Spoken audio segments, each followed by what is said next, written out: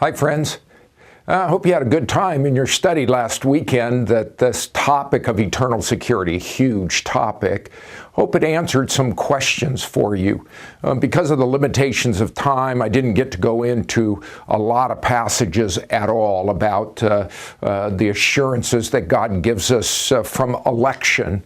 Ephesians 1:4 comes to mind, the assurance that God gives us because of His propitiation and His blood sacrifice.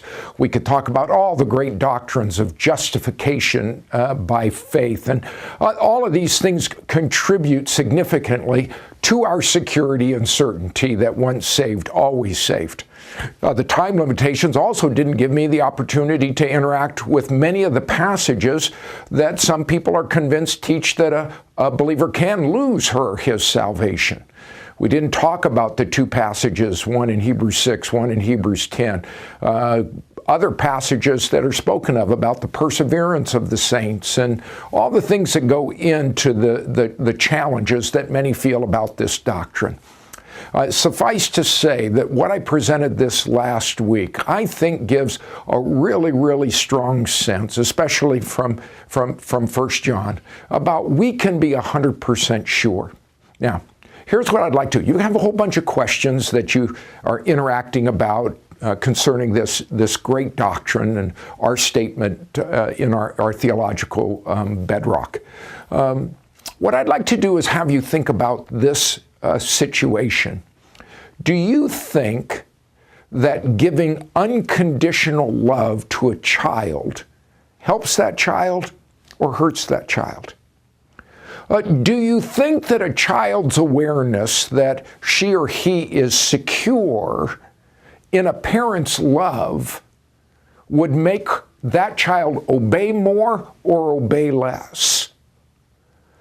In that context, I'd like for you to talk a little bit about this. In our culture today, there are many who are saying that a parental generation that was over stressing positive things has produced a generation of kids who aren't very strong and whose self-esteem is so very fragile, who've been told all their lives that they're the best, when in reality there's many, many stumblings in life.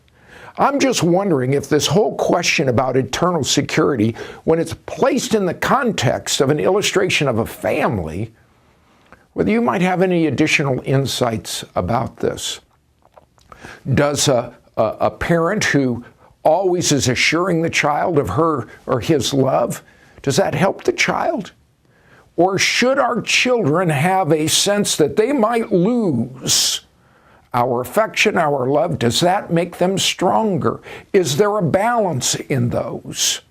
And with that context then, and that illustration, then go back and answer the questions that you have in your small group. Let me just say it again. I try to say it every single week. I am just thrilled that you're living by this biblical principle of connecting.